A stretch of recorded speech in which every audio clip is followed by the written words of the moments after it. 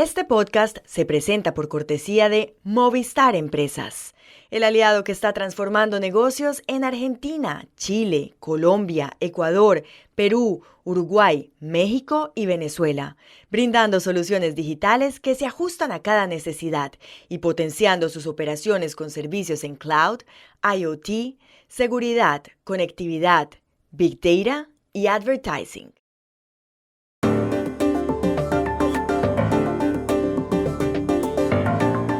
A menos de un mes para las elecciones presidenciales del 2 de junio en México, las campañas de Claudia Sheinbaum y Xóchitl Gálvez son ahora más intensas y han sufrido cambios.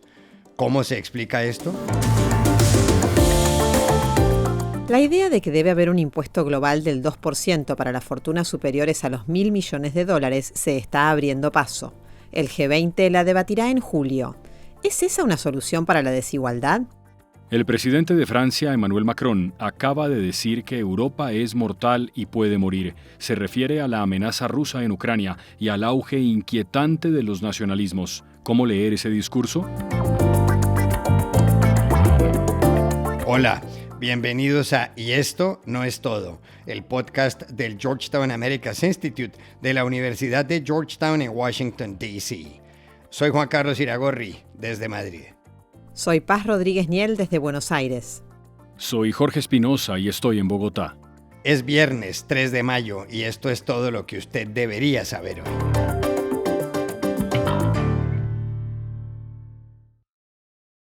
Ya falta menos de un mes para las elecciones presidenciales del 2 de junio en México y la campaña en la que se enfrentan la oficialista Claudia Sheinbaum y la opositora Xóchitl Gálvez está subiendo de temperatura. Claudia Sheinbaum, que fue jefa de gobierno de la Ciudad de México, es la candidata del Movimiento de Regeneración Nacional, Morena, encabezado por el presidente Andrés Manuel López Obrador. Xóchitl Gálvez representa al Partido de Acción Nacional, el PAN, el Partido Revolucionario Institucional, el PRI, y el Partido de la Revolución Democrática, el PRD. Tras el debate del domingo, las dos han pisado el acelerador. Buscan votos. Xóchitl Gálvez se muestra más esperanzada y al mismo tiempo critica con dureza a su adversaria en los discursos. Hoy México está en manos de la delincuencia y se lo dije a la señora candidata de las mentiras. Hoy los delincuentes tienen partido y ese partido se llama Morena. Morena es un narcopartido y se lo digo desde aquí. Ya basta de abandonar a los ciudadanos. Y Morena tiene una narcocandidata aunque le duela. Claudia Sheinbaum, por su parte, ha sorprendido en las últimas horas con un video en el que, lejos de las plazas públicas y de las manifestaciones, se la ve en la tranquilidad de su hogar.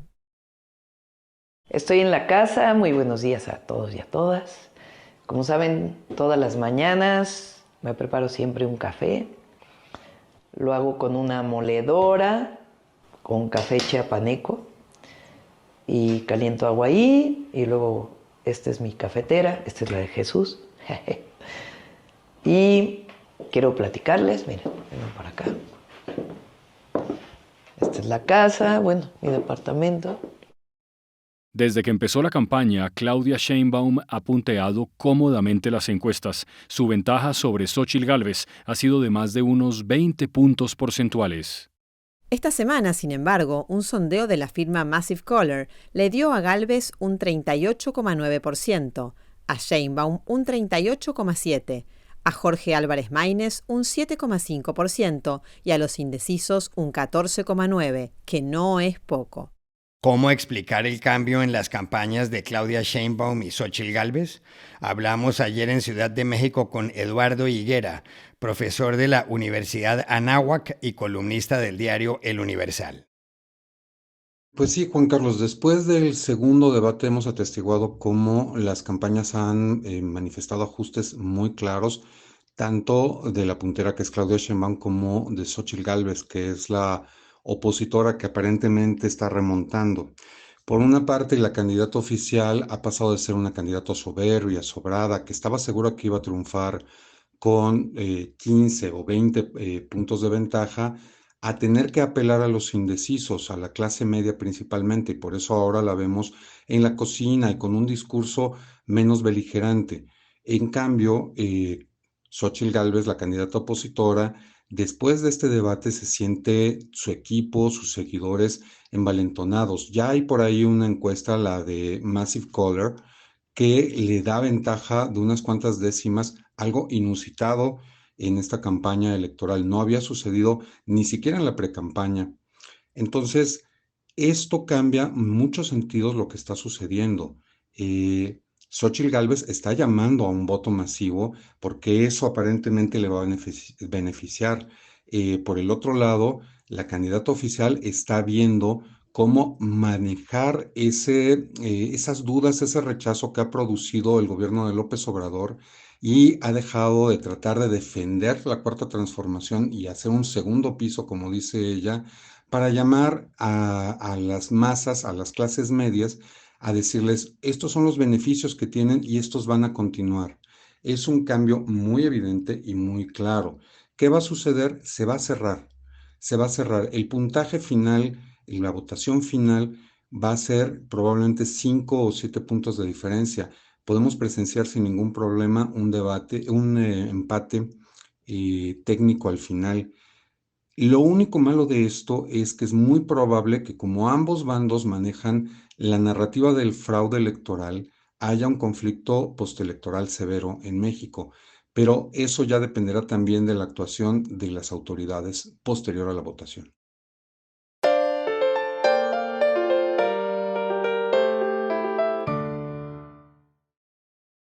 La idea de que las personas con más de $1.000 millones deben pagar un impuesto global del 2% sobre su riqueza se sigue abriendo paso.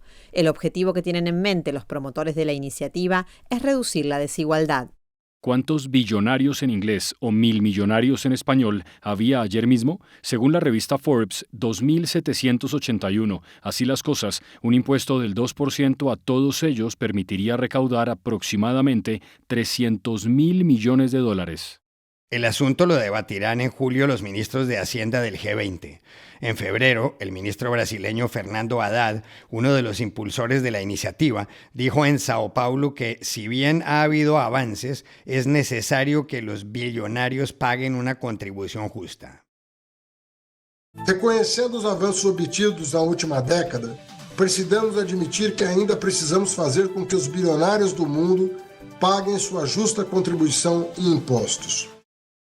Brasil preside desde febrero el G20, un grupo donde están casi todas las economías importantes del mundo: Estados Unidos, la China, Alemania, el Japón. Y Fernando Haddad cuenta con la ayuda del economista francés Gabriel Zucman para diseñar el plan. Al presidente de Estados Unidos, Joe Biden, no le disgusta el planteamiento. Según él, es ilógico que un trabajador de su país pague impuestos del 25% de sus ingresos, mientras que un milmillonario paga el 8%. El canciller federal alemán Olaf Scholz piensa lo mismo. Desde 2023, las empresas de 136 países pagan un impuesto del 15% acordado por la Organización para la Cooperación y el Desarrollo Económico, la OCDE. ¿Es buena entonces la idea brasileña? Llamamos ayer aquí en Madrid al conocido economista y periodista Carlos Rodríguez Brown. Esto es un truco.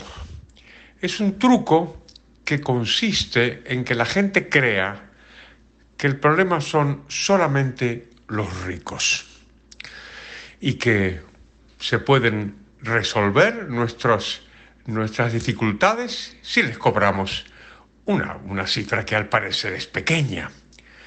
Es toda una trampa, porque los ricos por supuesto que pagan, pero sobre todo paga la mayoría de la población.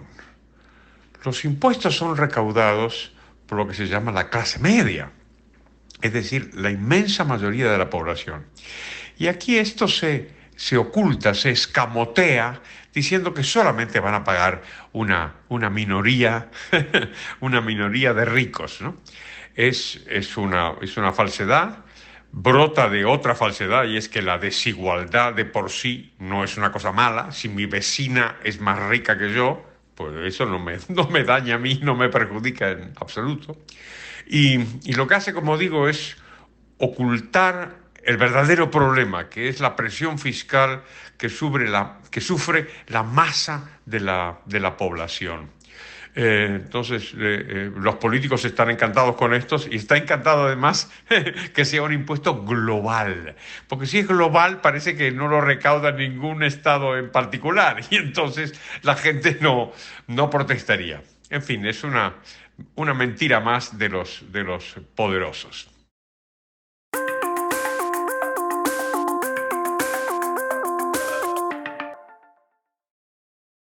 Este podcast se presenta con el patrocinio de Tecnoglass, el poder de la calidad.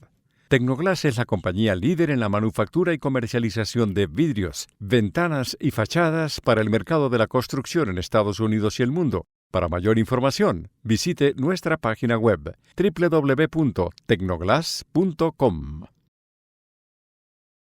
El presidente de Francia, Emmanuel Macron, ha levantado en los últimos días una voz de alarma con respecto a la situación de Europa. Hace una semana lo hizo en la Universidad de la Sorbona, en París. Ayer lo repitió en una entrevista con el semanario británico The Economist. Macron, líder del partido La République en Marche o La República en Marcha, ha dicho esto: en la Primera Guerra Mundial ya sabíamos que nuestras civilizaciones eran mortales. Debemos ser lúcidos sobre el hecho de que nuestra Europa hoy es mortal y puede morir. La Première Guerre mondiale, que nous savions désormais que nos civilisations étaient mortelles. Nous devons être lucides sur le fait que notre Europe, aujourd'hui, est mortelle. Elle peut mourir. ¿A qué se refiere Macron, un hombre de 46 años, con casi 7 en el Palacio del Elíseo? Primero, a que si la Rusia de Vladimir Putin derrota a Ucrania, Europa estará en serio peligro, por lo que debe mejorar sus sistemas de seguridad y considerar incluso el envío de tropas. Macron, un hombre de centro, se refiere además a que Europa tiene que elevar su nivel de competitividad ante las economías de Estados Unidos y la China y a que debe mantener a raya los nacionalismos de grupos políticos como la Liga en Italia o Alternativa para Alemania. Para Macron, estos partidos son brexiters ocultos, es decir, partidarios de retirarse de la Unión Europea, como hizo el Reino Unido con el Brexit, un experimento que no le salió bien. Y ojo, porque esos grupos pueden vencer al centro y a la derecha en las elecciones europeas de junio. ¿Es extraño este tipo de discurso en Macron o se inscribe dentro de su actitud política de siempre? Para saberlo, llamamos ayer a la periodista Amanda Sánchez, corresponsal en París y en Barcelona, y quien sigue paso a paso al presidente. Juan, Macron ha tenido siempre una voz muy crítica e incluso desafiante cuando se trata de abordar los temas comunitarios. Y pareciera que lo hace con la intención no de sepultar, sino más bien de sacudir a los actores políticos y sociales. Porque fíjese que él dice esta vez que lo que mata en Francia como en Europa es el espíritu de derrota, la resignación, el que la gente se acostumbre y deje de luchar. Es decir, no es una crítica por destruir o dinamitar, sino más bien por ser contundente en ese llamado a la acción.